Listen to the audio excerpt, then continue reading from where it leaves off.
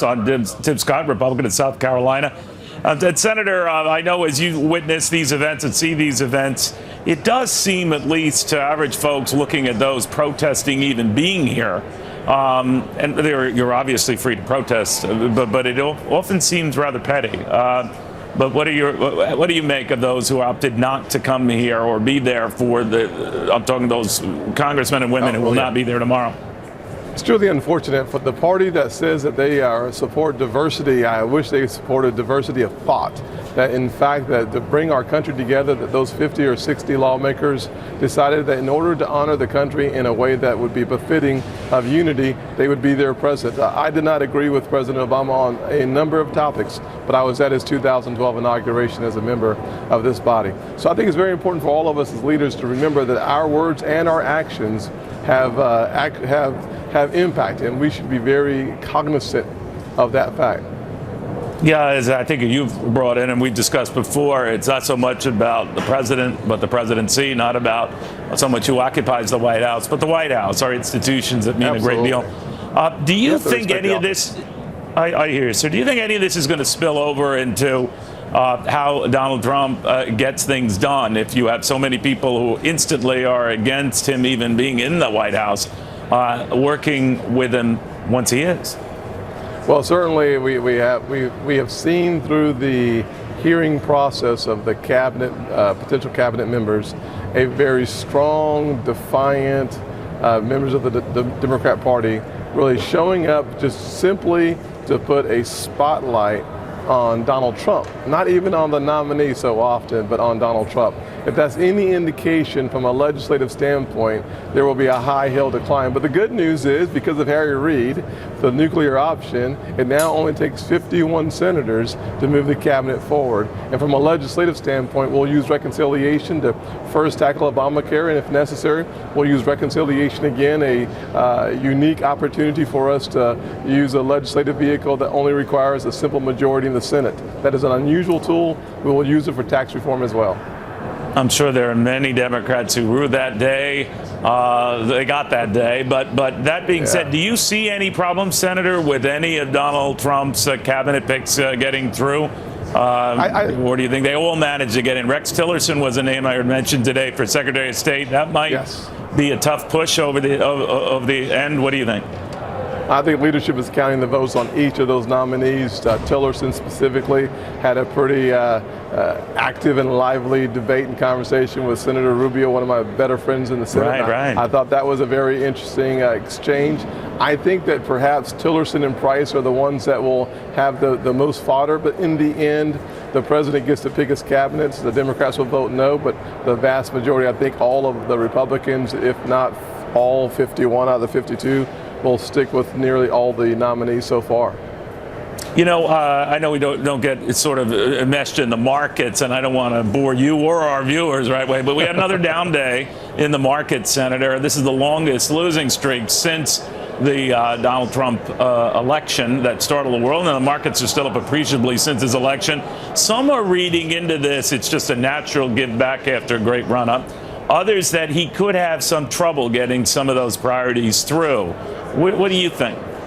I think if you look at the indications on November the 9th and 10th and 11th in the market, they actually saw a surge because they understood that Donald Trump was likely to invest in infrastructure, which made the markets respond positively from my understanding. A lull in the market is not something that we ought to concern ourselves with too much right now. What we ought to think about is the economic impact on growing the economy through tax reform and regulatory relief.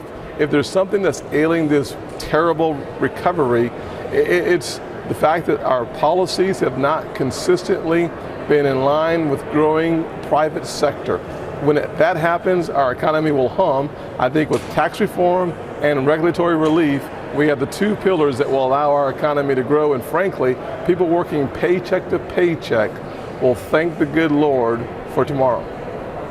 All right, if you can just indulge me, sir, we're looking on the left of our screen for those at home. This is at the Lincoln Memorial. This is a Make America Great Again concert that is about to begin. And we're told that the President-elect Donald Trump and his wife Melania and their family are en route and will arrive on scene. To the left of your screen is where they will be sitting and watching this great festivity to celebrate something that is not a victory of party, but a victory for the people. Tomorrow at this time, as you know, Senator Donald Trump will be the president. And there's a great deal of thought about how he ushers in his presidency, whether he's going to be signing a lot of executive orders to undo Barack Obama's executive orders. What do you think? What would you like to see?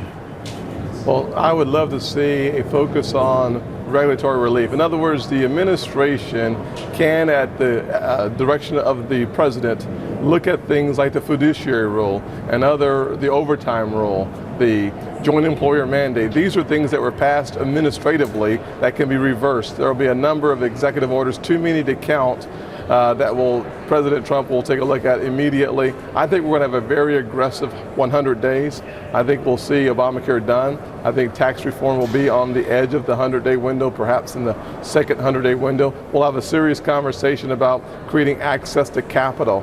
Dodd-Frank and the regulatory environment for banks today are so onerous that small business owners like I used to be cannot find access to capital, no matter your credit, to start a new business, to grow jobs in this country. So you'll see a strong focus on an America First economy, and that will be led by our new president and Vice President Mike Pence. Senator, we're learning that not only did private initiatives raise the most money for an inauguration for Donald Trump, that dwarfs the monies raised by those working for Barack Obama in both his first and second inaugurations combined. But now we're getting from John Roberts, our chief White House correspondent, that the Trump transition came under budget as well. Their allocation was apparently for about $6 million. They're returning 20% of that, $1.2 million. To the Treasury. What do you think of that? Well, that is a great way to start. Frugality should be the word in government. It's not our money. There's no such thing as a federal dollar.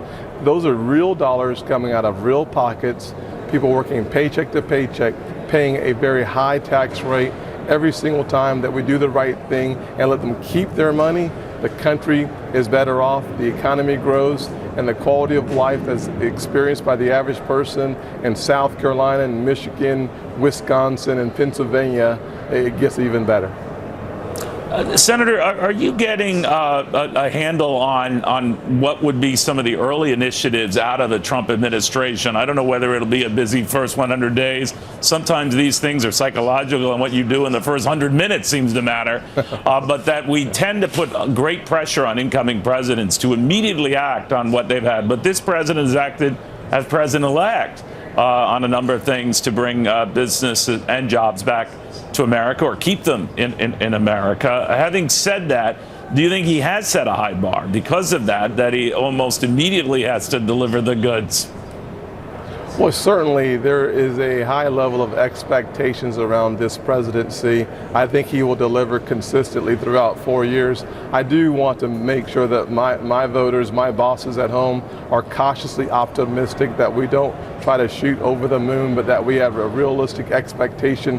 In the Senate, it typically takes 60 votes to get something done. We have 52 senators. President Trump will be aggressive. He will take no prisoners from my perspective. He's a great counterpuncher. We've seen that for the last several months. So it's going to be very important for us to have a realistic set of goals and objectives that prioritizes our time and our energy so that we get things done for the average person in this country. The one thing I can tell you from working on the transition team to working with Vice President-elect Mike Pence, there is a complete and total focus on paycheck to paycheck Americans. The goal is to make sure those folks who are struggling understand that the government is listening and they are our bosses. All right, Senator Scott, very good seeing you again. Tim Scott, Thank you, Neil. The senator from the beautiful state of South Carolina. All right, we have Congressman Emanuel